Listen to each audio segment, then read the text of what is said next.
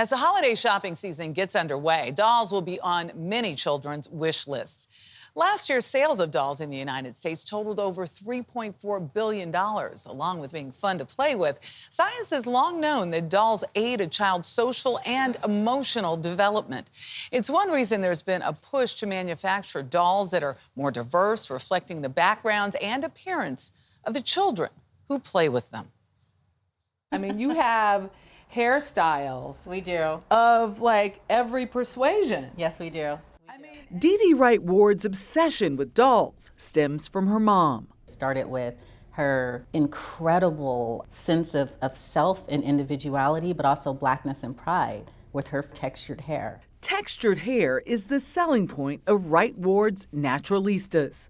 Our tagline for Naturalistas is "Be proud of your crown." That's how we refer to our hair. It's our crown and glory. It's the first all-black line of fashion dolls sold in major retailers with natural hairstyles that run the cultural gamut.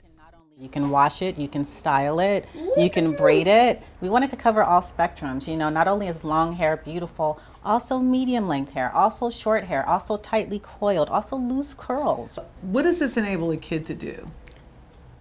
You know, it enables a kid to feel like they have a place and a sense of belonging in the world. Ward launched her line in 2022 as states and cities passed legislation inspired by the Crown Act, which prohibited race-based hair discrimination. It's protecting people, protecting their right to show up exactly as they are and to take up space exactly the way God made them. Black people want to be lovingly represented. Folklore scholar Phyllis May Muchunda has traced the untold story of black dolls all the way to slavery and the effect of their absence in mainstream culture, as seen in the work of psychologists Kenneth and Mamie Clark. What they realized is that oppression worked in much of the Black community because they weren't hearing their stories. The so-called doll test showed that black children preferred white dolls, seeing black dolls as inferior.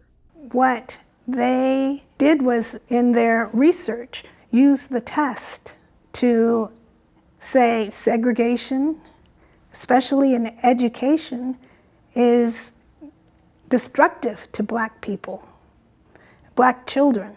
That experiment helped convince the U.S. Supreme Court to strike down segregation and helped efforts already underway to mass-produce black dolls, from civil rights activists like Marcus Garvey and W.E.B. Du Bois to opera singer Leontyne Price.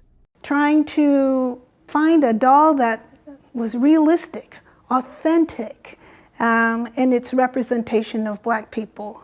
And then you started seeing dolls with more natural hair. Setting the stage for the dolls we see today.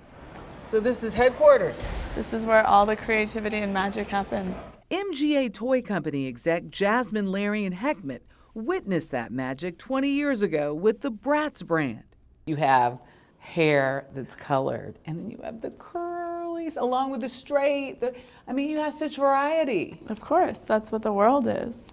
That's what our friends are like. She was 11 when her dad, the CEO of the world's largest independent toy company, greenlit their production. These big box retailers, when we first launched it, they all wanted to be shipped mainly the blonde and blue-eyed doll named Chloe. And Isaac, my father, said, listen, this is the Bratz pack. This is a group of girlfriends.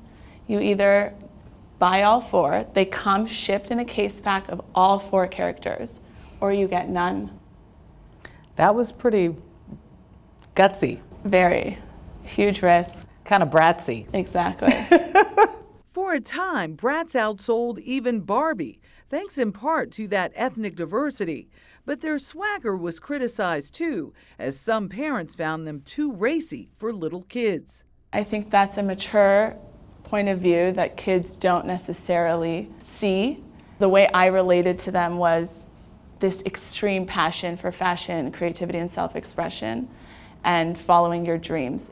Bratz has seen a revival in sales and social media. This line changed the trajectory, focus, intention of an entire industry. Why did it take so long? I think sometimes it just takes one person to take a risk. And I saw myself in these dolls. And so if I was so excited and saw that, I think it was obvious to our team here and my dad that this is something that's desperately needed in the toy aisle. With new companies like Healthy Roots joining the game, it's a chance for the toy aisle to look more like the real world. And as Wright and her naturalistas show, create dolls for everyone. You mentioned that you have boys' Yes. products coming out. Our first product is Greg. And in the way that I designed a doll in celebration of my mother, he's a doll that I designed in celebration of my father. And it comes with his hair texture and his handsome face and his, big, funny, outstanding personality. And this is a celebration of Black brotherhood through the connection of barbershop culture and how they celebrate and express themselves through their hair. So we're celebrating this through toys. And play is so important. Just think about how diverse our society is now. With people of all different colors, persuasions, hair textures. And it's not that you didn't have a presence of that with like Barbie, Christy. It took time. But it was one shade and and so just it opens it up to so many different people. I remember playing with Barbies, loved Barbie. But when those Bratz dolls came out, and it was past my time of playing with them, it was like, those are so cool, right? I think my sister had the Bratz. Yeah, it just was different. Like, it was just different, and it was more representative, even if you didn't know why.